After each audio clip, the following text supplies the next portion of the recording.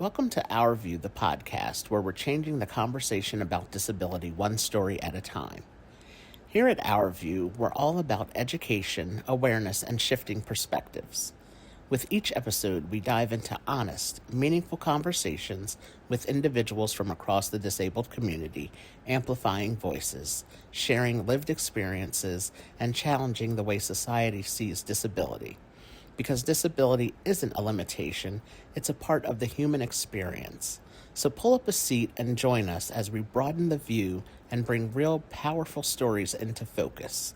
This is Our View.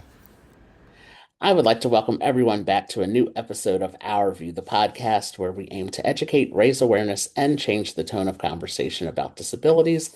I'm your host, Arthur Aston, and today my guest is Stephen Johnson. So, Stephen, thank you for joining me for this episode. Today, I'm excited to have you on and for you to share your story with everyone.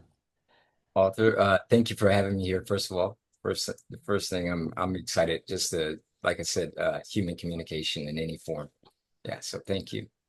Yes, human communication, that is so true. And that is I've shared with you that I'm over 100 episodes of this podcast, and I've had a few people on that I know personally and they're friends of mine. But most of the episodes have been with people I don't know. So having, like you said, the human connection and having a chance to talk and hear people's voices and have them share their stories has been a great reward and a great thing for me hosting this podcast. So, to get started, can you share your story with us and tell us a little bit about who you are, what you do, and some things you like to do for fun? Wow. So when you said share your story, when someone says share my story, like as I am who I am now today in the field that I'm in, a lot of people have always said your life could be like a movie, but anybody's life could be like a movie. And how would you say? So my mother, she raised me. I'm only, well, we get to the only child part in a second. There's a little twist to all this.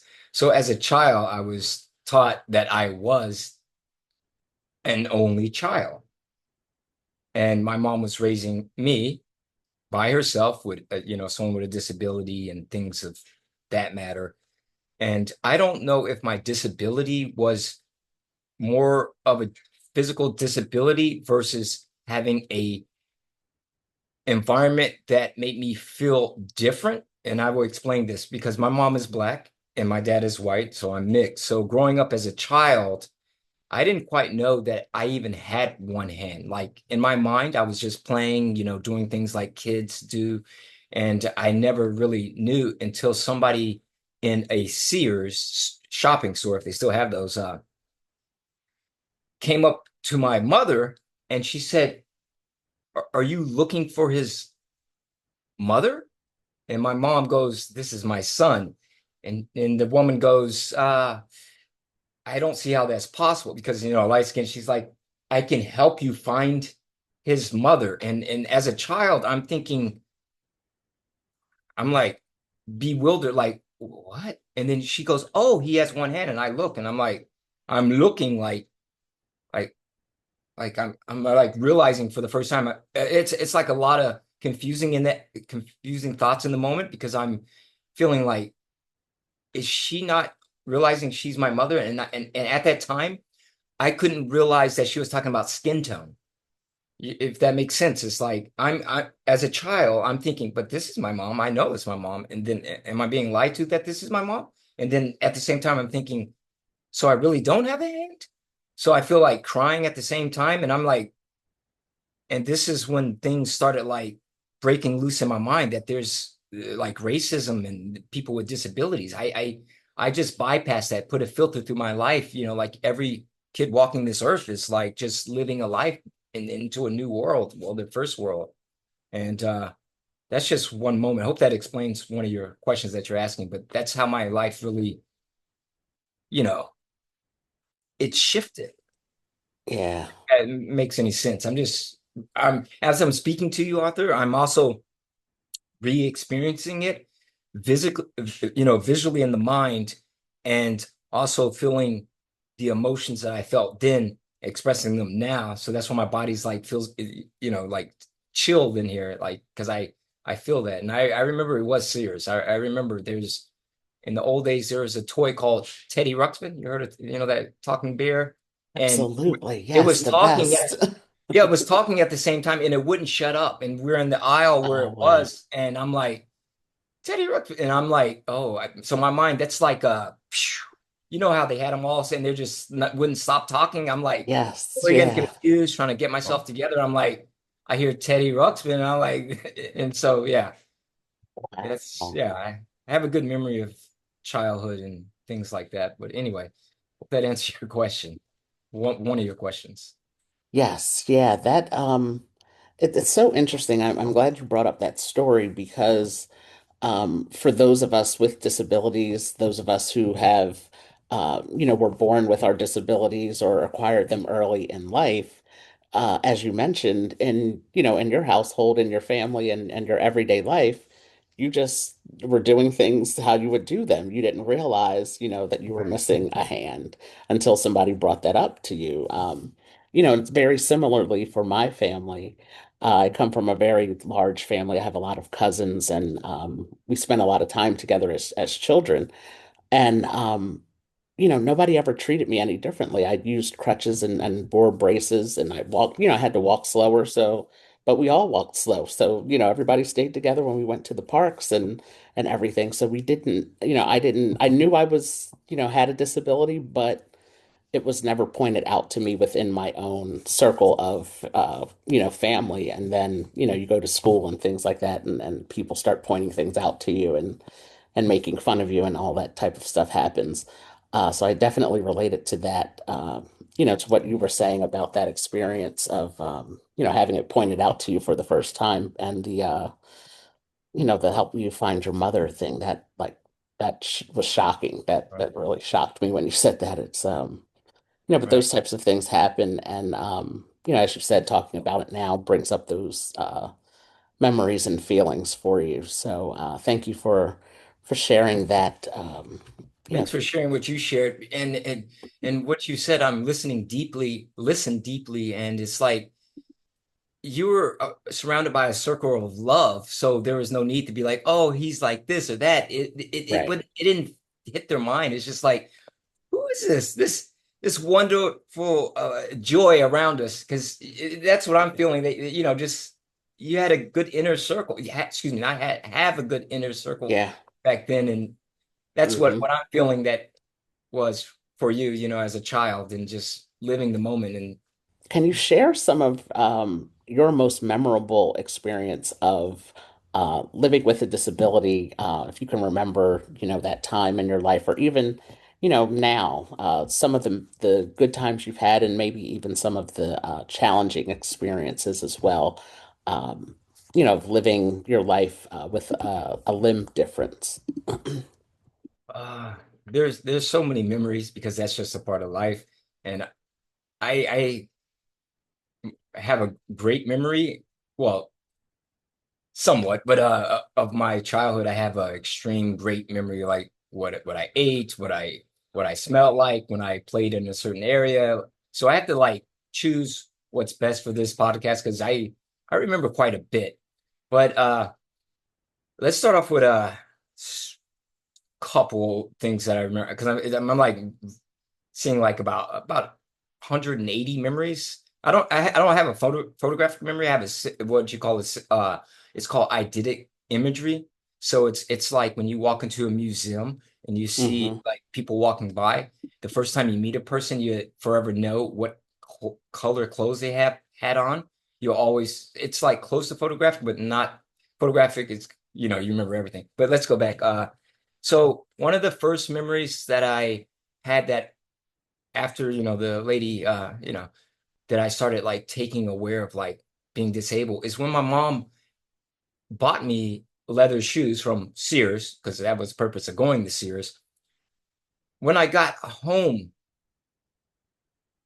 the leather shoes, back then they're just like they're tighter than today. Today they're kind of looser.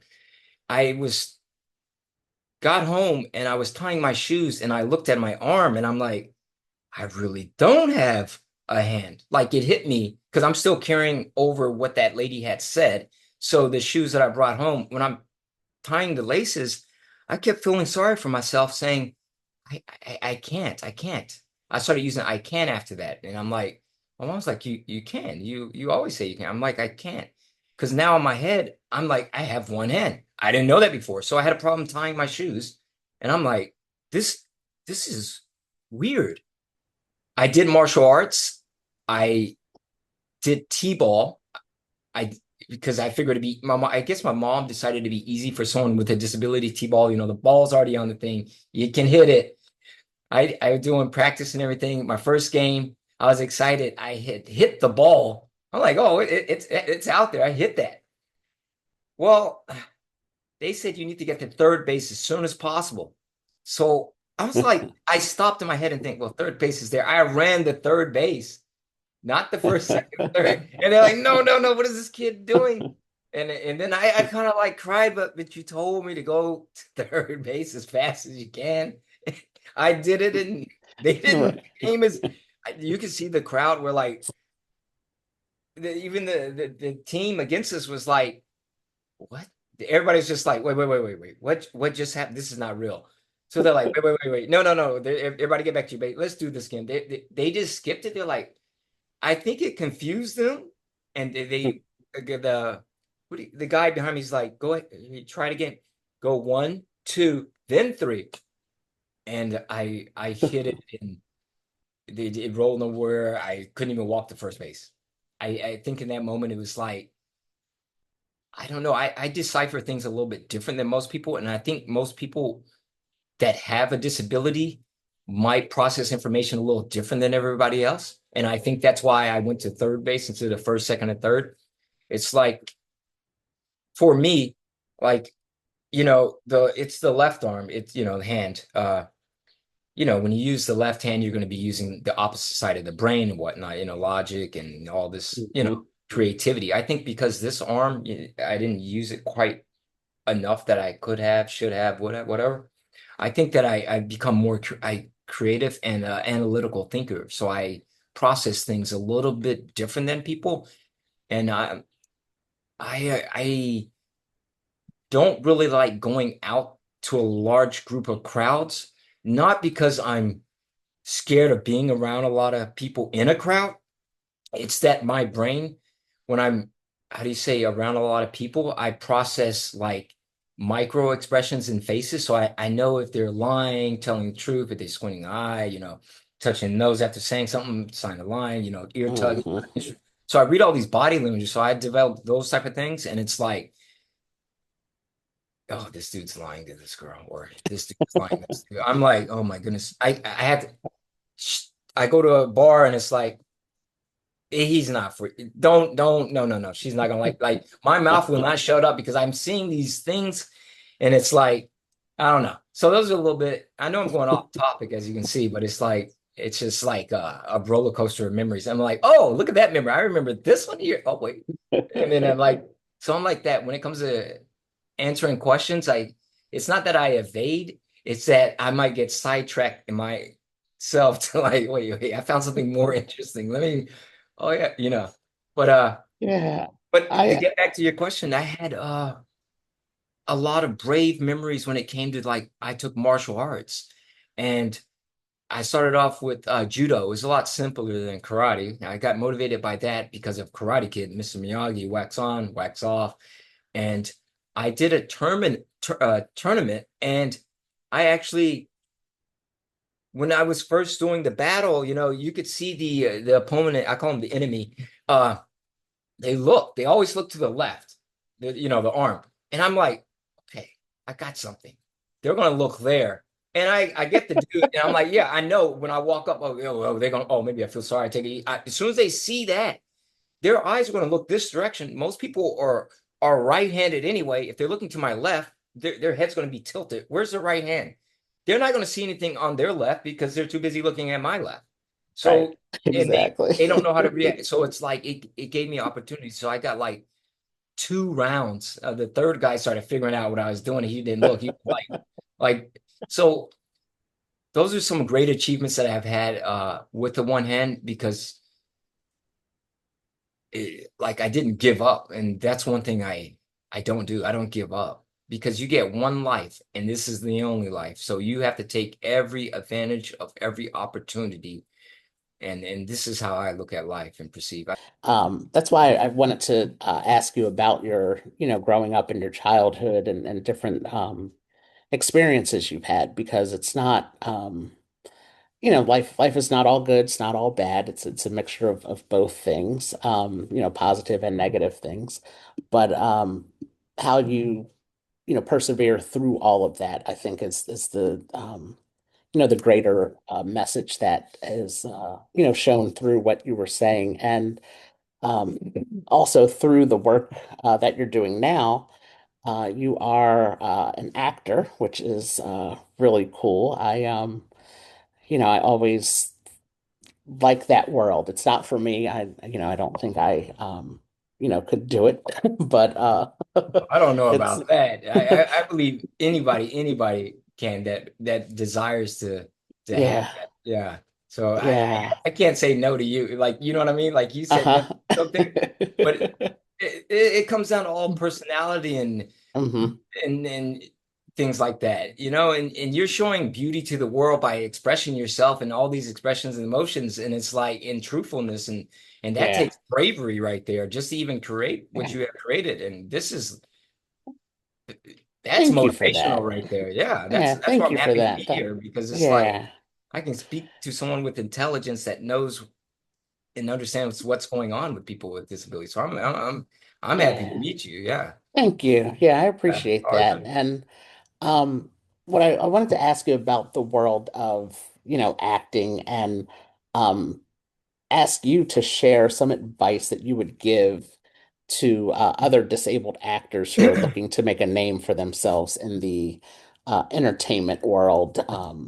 Any advice you can give of Okay. just how to stay positive through everything that they might come up against in the in that whole world of entertainment. All right, that this is simple. Pretty much back to the lady, in Sears. You know how I said I didn't know I had one hand until someone told me? Well, when you're acting for an audition, you're auditioning. Forget yourself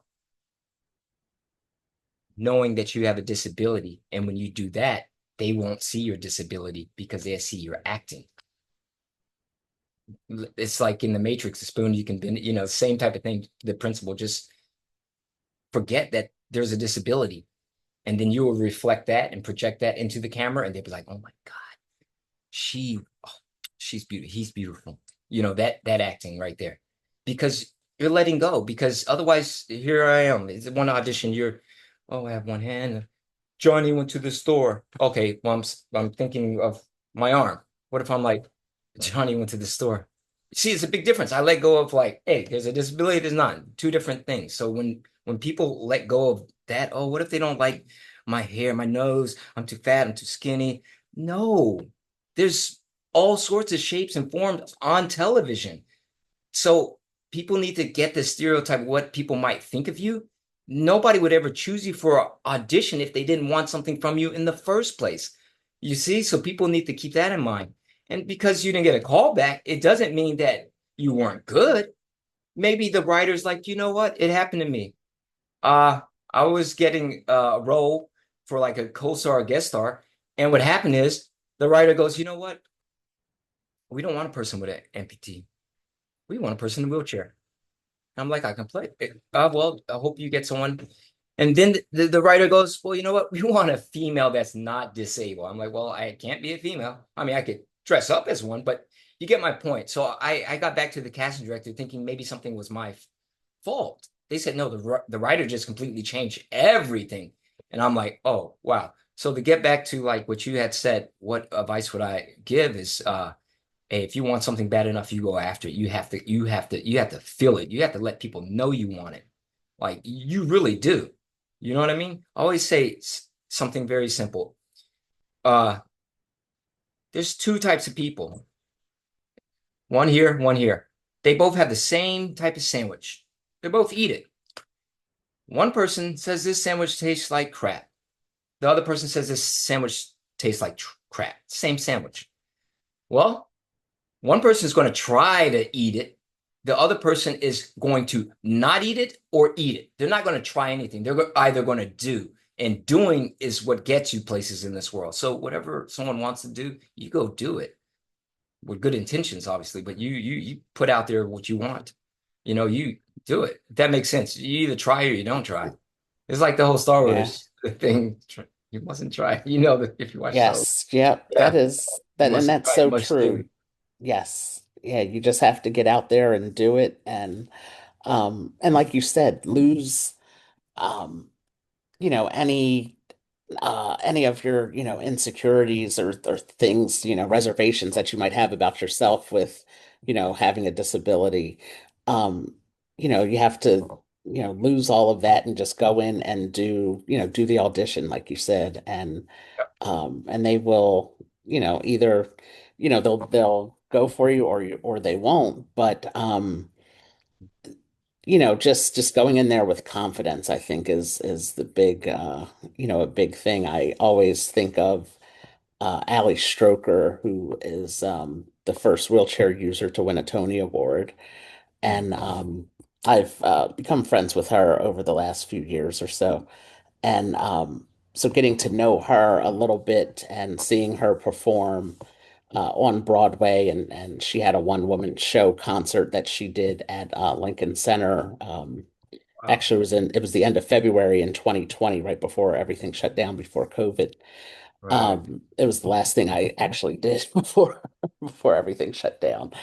But just thinking about her and as you said, like watching her perform, it's like I know she's a wheelchair user. I know, I know her story and why she's in a wheelchair. But watching her perform in Oklahoma, Mm, it was just like, you've really lost sight of the wheelchair because you saw her performance and her acting and the way that the choreographer worked in her wheelchair into the dance choreography it was brilliant to see. And so it's really encouraging, and I'm glad that, we're having this conversation today. Um, absolutely. Knowing that people with disabilities are being better represented. There's still a long way to go, for Hmm. sure. But casting directors and all of those other producing and producers and people that work on movies and shows and commercials and wherever else, they're seeing the value in having disability representation in their programs, on their Right. shows, on the stage, and just wherever, because it's always better to have the authentic representation. Right. Yes, you can have somebody, Glee was very famous for having a wheelchair user who in the cast, but he wasn't an actual real wheelchair user in real life. Uh, Right. but there are plenty of people out there who are wheelchair users who can sing that could have been on that show. Um, Yeah. so it's just now it's when you know better, you do better, I think is the saying. And hoping that they continue to do better because again, um, we are seeing more representation, but it's not where it needs to be. And that's for everything.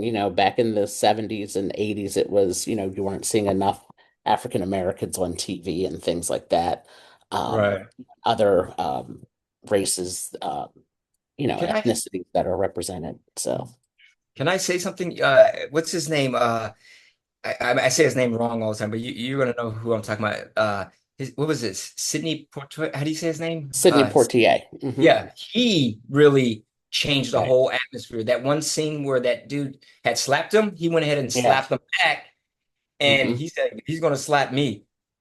I'm slapping him back, and they kept that in there. That wasn't part of the Right. script, but he was showing, hey, you cannot do that to someone like Hmm. that. Because he felt that that's going to disrupt the people of color. This is what he thought. So he's like, I'm going to slap that guy back, and they're going to keep it in, or I'm not doing this. So that moment when I saw a document on that, that's like, wow, that right there made Yeah. everything transform right there. Sorry to cut you off, but I remember that moment right there. Yeah, Yeah. and that's the type of, again, like he broke a lot of Oh yeah. barriers for African Americans on TV and in film. Diane Carroll, and the list can go on and on. The Cosby Show in the 80s was really, Yeah, really yeah. big and popular for that.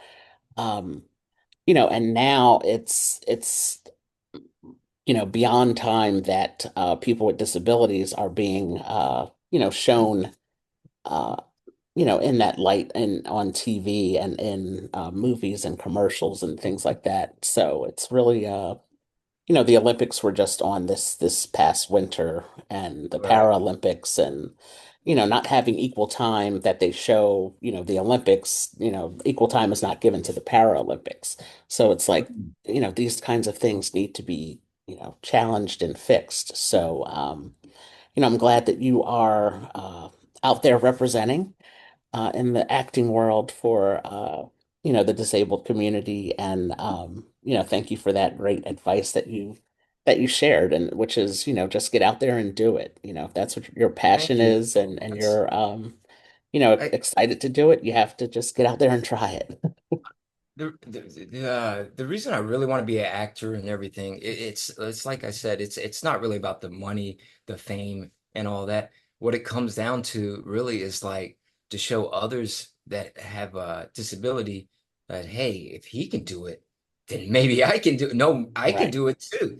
And that right there is like that will shake up a big vortex of like getting more disabled people into the things. I'm a method actor, and it's like I have so much emotion, and I do scripts and memorize, and it's like I want to act. So when you and your family or your friends go to the movie theaters, instead of like, you go to the theater and it's like, oh my God, I've wasted my money on this film. Why? I want it where it's like, oh, there he is. I know it's going to be a good film. Either I come home from work and I watch this film, it's going to put me in a better mood. I'm going to feel some type Hmm. of energy, feel something, and it's like, oh, I needed that. That's why I want to be an actor. So you can like, and he's going to do a good film, and I just want like energy to project into everyone else's life as well as have like an emotional impact on you to better change you. I don't want anyone to watch anything that does not drive their life. So when I one day become there, wherever there is, I want it where you feel something. I don't want just some stupid movie. I want it where you feel something like you can think about it over. Oh my God, his wife was dying and he did this, or he survived, or I played a gay man and oh my goodness, he sacrificed this, whatever the situation. I want it where it's Hmm. like it's a connection in your life, whatever it be. I'm just making up imaginary roles for whatever, Hmm. but you know what I mean? Like you want to feel good when you watch a film. Right. You want to feel like you're there, like your whole Yes. side is like fading away and you're like entering Yeah, like and you can into their relate to world. it. Yeah, you can That's relate to what's going You know on what in I the mean? film. That's Yeah, that's with the the reason people right there. Yeah, there's money, identifying with the nice house and all that, characters. but it's the character. Yeah, exactly. Yeah. Yes. Wow. Oh, wow. Yeah. So my last question that I have for you is, are there any of your favorite acting jobs that you participated in that you would like our listeners to check out? And also, do you have a favorite TV show or movie that features a disabled cast member that you would recommend for our listeners to watch? Okay. Yes. So I did a film. It was, I believe, for like I did a Tribeca film. I believe it was 80/90. That was the film. And the other reality TV show I did that wasn't that was a movie, but a reality show I did was Why Am I Still Single on VH1. That was one reality show. Nothing special to watch. I was just said a line or two. Nothing like, oh my God. There was nothing. And then I did a television show in Romania. I actually went to Romania. I did a whole episode. It's called Taxi Driver. It's probably on YouTube. And I saw them filming. I'm like, hey, I want to do this. And they, people, I was like, oh, so it was a taxi show that I did. Uh, yeah, and I didn't really speak the language, and it's just a comedy. It's silly, but I that's where I started off. And then in high school, I did a television show called Walker, Texas Ranger. Remember I said I was into karate and my mom was like, well, Chuck Norris. Yeah, Chuck I Norris. got into that. That's with the girl, what's her name? She did Walker, Texas Ranger too. Only in the Murder in the Building with Steve Martin. What's that girl's name? Oh, yes. Her. She was in so she's from Texas too. So I Oh, know I've seen wow. her Is that Selena younger in the days, Gomez? but I don't think she knows that because you don't know who I am. But that she was on Walker Texas Ranger too, one of the movies. But that's what I did. Oh, I don't, nice. you know what I'm talking about, but Is it Selena Gomez? yeah, that's her. That's her. Maybe? Yeah, yeah, that's Yeah, her. I was She like, I did know her that too. name. Yeah, it's like, but anyway, not so much, but like maybe like five principal roles, and that's it. Yeah, I think, and there might be a movie in 2026 that I'm in. I don't I signed an NDA, so I can't really say the name of the film or Right. what's in the scene because then it'd be like a spoiler. But if they keep that in that film, then it's going to be major because it's major. I can't really say. So I'm not Awesome. really saying anything about that film, but Yes. yeah, we'll see. I'm just hoping, well, not hoping, Awesome. I'm wanting. Now to go back to favorite movies and any disabled actors. There is a disabled actor. You probably know him. Columbo, the TV show. He had one eye. A lot Oh, of people don't know wow. that. Yeah, he had one eye. They put a prosthetic eye. He had brain cancer at age 3 or 5, I think 3. Well, it was discovered at 3, got removed at 3 or 5, and they put a prosthetic eye. And he, Columbo, the TV show, he did over 8 seasons starring. So that's one disabled person right there. I mean, it's just I think, like you said, it's it has gotten a lot better as far as the yes, representation. Still a long way to go. yes. But yes, I think it's headed in the right direction for sure. Um, and hopefully it continues on that positive trek to include more people with disabilities in acting roles. And again, that's everywhere, commercials. And, I noticed a lot of technology companies, Apple and Microsoft and, those types of companies, they're including people in their commercials, I see on highlighting their Broadway. accessibility features of their products, which is great. The Meta Oh, glasses are, they hosted a big release party, launch party for disabled creators to come and check out the Meta glasses to see the I didn't accessible know features this. of those. Wow. And yeah, so it's which actually inspired me to get a pair because I was like, oh wow, that really makes sense. Oh, that's Um, stylish now. I'm not saying you're yeah, not. so You're like, yeah. glasses. So it's Wow. really it's great that they're doing these things to include people with disabilities again in their different commercials and things like that and different social media campaigns and things like that for products and all of that. So it's good to see and hoping that it does continue to improve and add more numbers to that. But Stephen, thank you for your conversation, for your story, sharing your story with us today. Really appreciate it. And Thank you. for those encouraging words for uh, those with disabilities looking to get into the acting world, just to get out there and try it and do it and um, go in with the positive attitude to Hmm. forget all of your, feelings about yourself that you might be feeling that might be, uh, holding you back a little bit and just, go Only out feel there the and do your character's thing. feelings, not your own. Yeah, Yep. yeah, go Yeah, out there only and the do your character's not your thing. own. Yep. Yeah, so thank you so much for this conversation and you take care and have a great day. All right. Thank you, Arthur. I appreciate that. Thank you very much. Thank you. You're welcome. You're welcome. Thank you for joining us for this episode of Our View, the podcast, where we amplify the voices and stories of those in the disabled community one conversation at a time. If this story moved you, taught you something new, or sparked a different perspective, we'd love to hear from you. Write a review of the podcast on Apple Podcast and be sure to subscribe so you don't miss future episodes. Follow us on all social media platforms at Our View for Life 25. At Our View, we believe that disability is not a limitation. It is a powerful part of the human experience.